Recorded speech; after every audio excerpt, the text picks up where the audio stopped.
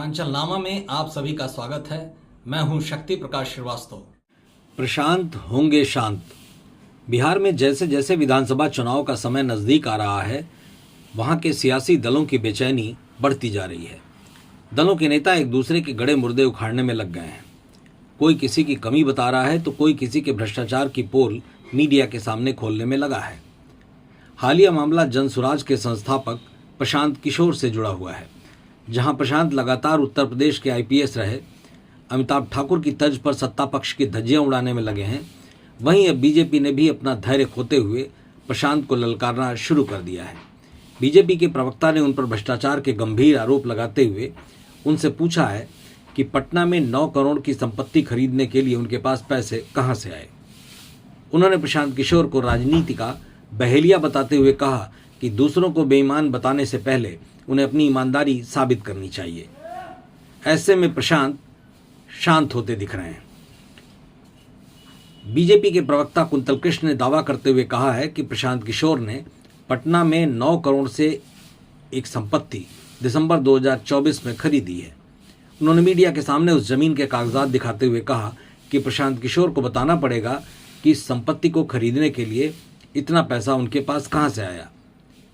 उन्होंने सवाल करते हुए कहा कि एचडीएफसी के 2 अकाउंट, जिसमें एक से 8 करोड़ रुपए और एक अकाउंट से बाकी की शेष धनराशि भेजी गई, तो ये दोनों अकाउंट किसके हैं। उन्होंने साफ लफ्ज़ में कहा कि प्रशांत किशोर झूठ बोलते हैं।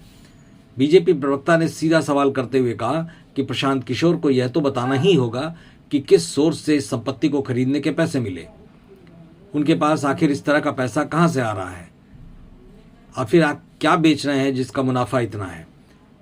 2 अक्टूबर 2022 से 2 अक्टूबर 2024 तक उनके साथ जो हजारों गाड़ियां घूम रही थीं, उनका खर्च आखिर कौन दे रहा था। इन सवालों का जवाब तो उन्हें अब देना ही पड़ेगा। कुंतल कृष्ण ने स्पष्ट कहा कि बिहार के युवाओं से दलाली करने की इजाजत हम किसी को नहीं देंगे। उन्होंने साफ कहा कि प्रशांत किशोर की योजना बिहार में जंगल राज की वापसी की तरफ है।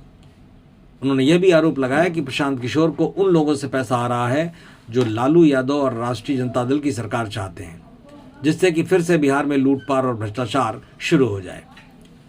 जनसुराज के संस्थापक प्रशांत किशोर अपनी जनसुराज रैलियों में लगातार एनडीए के नेताओं पर भ्रष्टाचार के आरोप लगाते रहे हैं।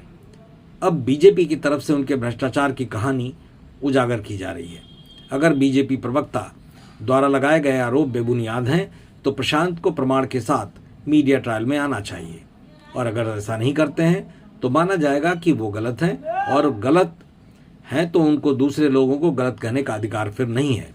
ऐसे में फिलहाल प्रशांत शांत है। मतलब की बात में आज बस इतना ही।